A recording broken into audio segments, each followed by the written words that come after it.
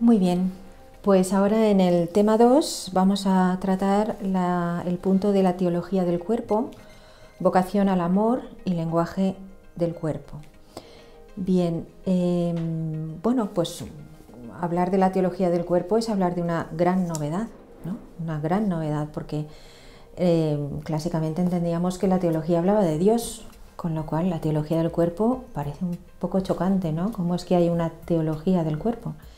Pues Juan Pablo II desarrolló muchísimo porque revalorizó, digamos, lo que él llamaba la antropología adecuada, ¿no? Revalorizó todo lo que era genuinamente humano, es decir, contra un racionalismo y un idealismo que habían hecho abstracción de lo que era el ser humano y se habían quedado con los elementos más puramente analíticos, racionales, descriptibles, y habían olvidado las dimensiones más digamos, más que piden una aceptación humilde por parte del hombre, pues claro, habían construido una antropología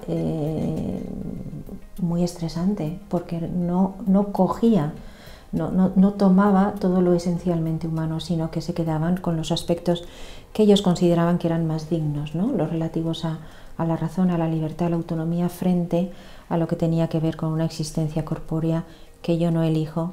En ese sentido, al hacer esta antropología adecuada y pretender recuperar todo lo genuinamente humano, recupera una visión del hombre integral, ¿no?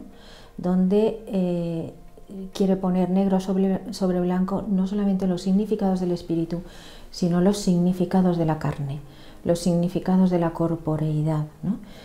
Que son en definitiva significados teológicos, significados éticos, ¿no? Y que por tanto el cuerpo aparece entonces como una clave de interpretación axiológica muy valioso y muy importante y muy experiencial, ¿no? Que ayuda mucho al hombre moderno porque le habla de experiencias, ¿no? Bien, ¿cómo puede ser algo biológico como es un ser humano corpóreo, imagen de Dios, ¿no? Bueno, tenemos una primera clave que es la encarnación, ¿no? En la encarnación tenemos ahí ya un pozo sin fondo, que es un misterio para desentrañar ahí los significados del cuerpo, ¿de acuerdo? Pero si vamos un poquito por la brevedad de tiempo a focalizar sobre no la persona humana de Cristo, sino la persona humana que somos cada uno de nosotros, pues fijémonos, por ejemplo, en la capacidad que tiene el hombre de procrear, ¿no? Solamente viendo la capacidad de procreación podemos entender que el hombre es imagen de Dios, porque nada menos que le ha dado Dios al hombre a participar de su capacidad creadora. Esto es impresionante. Esto verdaderamente nos asemeja a la naturaleza divina. Claro, podemos preguntarnos también, bueno, los animales también engendran, ¿no? Entonces ellos también son imagen de Dios.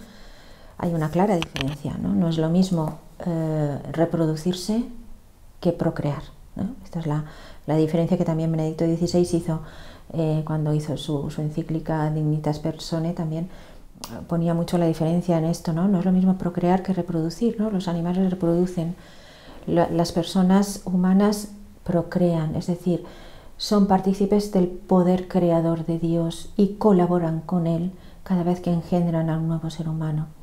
¿Por qué esto es así? Porque la persona humana, hemos dicho antes en el tema primero, es una subjetividad libre. Por tanto, lo que engendra son subjetividades libres. El ser humano es persona, lo que engendra son personas. Seres libres, es decir, novedades radicales en la existencia. Mientras que los animales reproducen. Con cada individuo nuevo que aparece en la especie, ese individuo no hace más que reeditar lo que la especie ya tiene. Es decir, tiene un individuo nuevo, pero en esencia la especie sigue siendo la misma. En el caso de los seres humanos, cada vez que nace o se engendra un nuevo ser humano, en la medida en que se está engendrando una subjetividad libre, aparece una novedad radical en la existencia que renueva y redefine a toda la especie. ¿De acuerdo? Lo que define a cada ser humano no es simplemente lo que recibe por la vía de la especie humana, en sentido genealógico, en sentido biológico, sino que lo que recibe cada ser humano al ser engendrado es una identidad personal que supone una dependencia especial en la existencia de Dios creador. ¿Por qué? Porque es una existencia libre. La biología no genera libertad, vamos a decirlo así. La biología no genera libertad. Si el ser humano es verdaderamente libre, su origen es dual. Su origen no es inmediatamente 100% de la especie. Vamos a ver, todas las criaturas tienen un origen dual, un origen evolutivo y un último origen o principio, que diría Santo Tomás, que es la causa creadora divina. Todo depende de Dios, ¿de acuerdo? Ahora bien, eso es así también en el ser humano. Proviene como causas segundas de sus padres, pero proviene como causa última de Dios. Ahora bien, el provenir de Dios en el ser humano es distinto. ¿Por qué? Porque proviene como sujeto libre.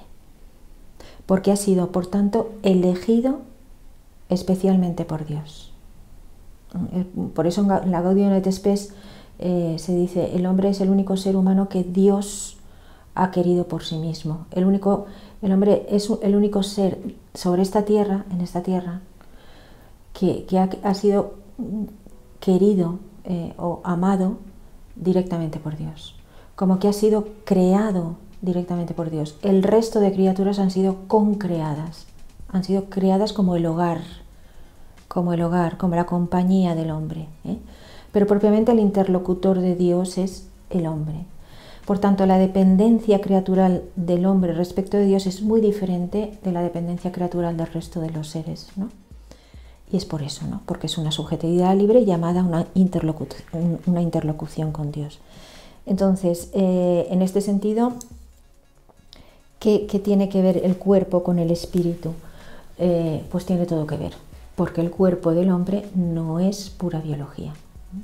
El cuerpo del hombre es un cuerpo personal, es una revelación de la persona, es una manifestación de la persona. Donde hay un cuerpo hay una persona, ¿de acuerdo? Por tanto, el sello de la imagen de Dios, como ya hemos visto en el primer punto, el sello de la imagen de Dios es espíritu corpóreo, ¿de acuerdo? El significado entonces del cuerpo, ¿cuál es? Pues es lógicamente un significado teológico, es un significado que tiene que ver con la libertad humana, que tiene que ver con una misión o con una vocación o con un sentido de la vida. Es un significado existencial que el hombre debe conocer, reconocer y operar en su vida para hacerlo en primera persona, ¿de acuerdo? En ese sentido, ¿qué es el cuerpo? Es la condición de posibilidad del ejercicio de la libertad. Si la vocación del hombre es una vocación al amor, el cuerpo humano es la condición de posibilidad del ejercicio de la libertad que quiere amar. Un ser hecho para el amor, un ser que es espíritu corpóreo y está hecho para el amor, necesita que su cuerpo esté capacitado estructuralmente para amar. Eso es la sexualidad.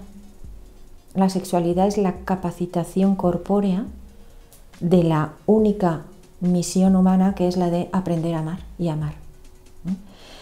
En ese sentido, la libertad humana que quiere amar y la corporeidad humana van de la mano. La corporeidad humana está diseñada para que el hombre pueda cumplir su plenitud en el amor, porque es corpóreo y no podría hacerlo al margen del cuerpo. En ese sentido, ¿cuál es el lenguaje del cuerpo? Es el lenguaje del amor. Es el lenguaje del amor. Ahora bien, tenemos que ser realistas. El lenguaje, lo que quiere el lenguaje en principio es nombrar la realidad. Lo que quiere es decir verdad acerca de la realidad. Pero también es cierto que el lenguaje puede ser falaz.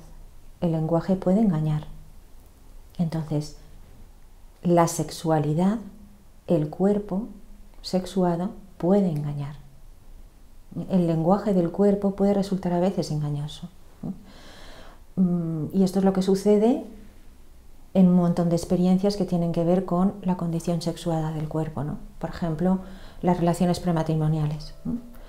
¿Qué sucede en las relaciones prematrimoniales? que él y ella se dicen te quiero todo, te quiero todo, te quiero todo, y como te quiero todo, pues nos entregamos totalmente.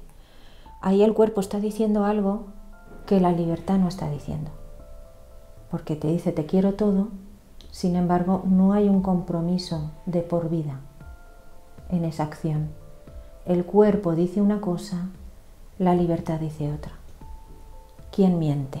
Lo mismo en la mentalidad anticonceptiva, ¿no? No la no procreativa, sino la antiprocreadora, ¿no? La que ve en la filiación, en los hijos, una amenaza, un mal, ¿no?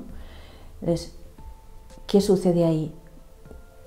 Uno de los dos le dice al otro, te quiero todo, pero no te quiero padre. O él le dice a ella, te quiero todo, toda, pero no te quiero madre. Cuando la maternidad y la paternidad son dimensiones identitarias de la persona. Rechazar la maternidad es rechazar a la persona que tienes delante. Rechazar la paternidad es rechazar a la persona que tienes delante. Más en un contexto de relación varón-mujer, ¿no? En ese sentido, ¿qué está diciendo el cuerpo? Te quiero todo. ¿Qué está diciendo la libertad? No te quiero todo. Hay una dimensión esencial tuya que no la quiero. ¿De acuerdo? ¿Quién miente? ¿De acuerdo? Bueno, pues esta es la cuestión, ¿no? Que tenemos que ser realistas y reconocer que el cuerpo tiene una capacidad de comunicación tremenda. De hecho, es la condición de posibilidad de nuestra comunicación. Sin cuerpo no podríamos hablar, no podríamos comunicarnos. Tiene una capacidad de comunicación tremenda, pero el ser humano no es infalible. Y el ser humano no es perfecto. Y el ser humano no solamente se equivoca, sino que muchas veces hace mal. Y eso involucra de lleno a la corporeidad. Entonces, donde hay una libertad hay una corporeidad. Donde hay una corporeidad hay una libertad.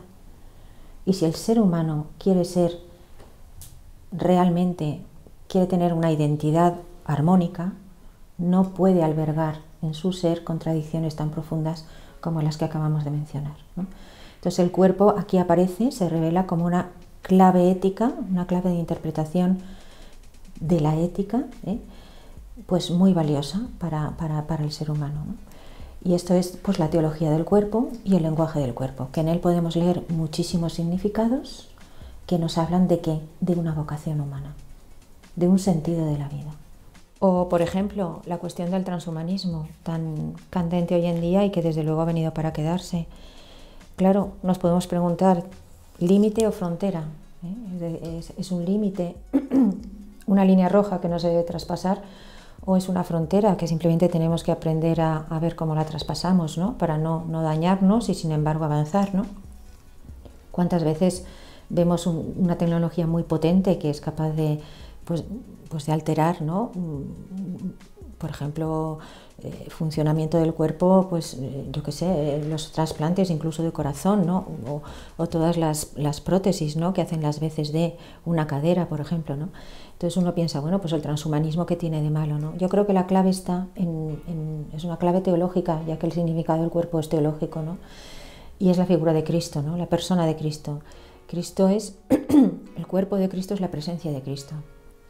Una presencia que es divina, una presencia que tiene manifestaciones tan dispersas, tan dispares como pues una manifestación sencilla, oculta cuando nace, o una manifestación discreta que parece que no hace nada, como es en su infancia, en su juventud, o un día a día, ¿no? En su vida ordinaria, o también una visión, una manifestación paradójica como puede ser pues en la cruz, ¿no? Donde dices, bueno, ¿dónde está aquí? No solamente la divinidad, sino la humanidad, ¿dónde está aquí, ¿no?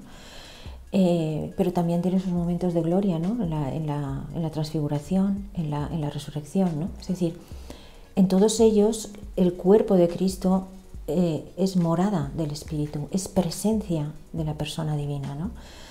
Entonces, ¿qué es el cuerpo humano? Analógicamente, es morada del Espíritu. Por tanto, todo lo que le hagamos al cuerpo humano que no cancele la presencia del Espíritu, la presencia de Dios en el hombre, la morada de Dios en el hombre, bienvenido sea. Todo lo que altere el significado de la humanidad de Cristo no puede ser bueno para el hombre, porque no habla de la verdad del hombre, ¿no? Por tanto, no podemos cancelar la humanidad de Cristo. Un transhumanismo que acaba con el sufrimiento es un transhumanismo que acaba con la experiencia humana de Cristo, con la revelación del amor de Dios en la persona, que quita una clave fundamental de hacerse presente Dios en la vida de los hombres. Quizás no es el camino, ¿no? Como decía antes, el cuerpo humano una vez más se revela como clave teológica y ética para entender cómo debemos entendernos y qué debemos hacer. Y con esto pues terminamos el punto segundo.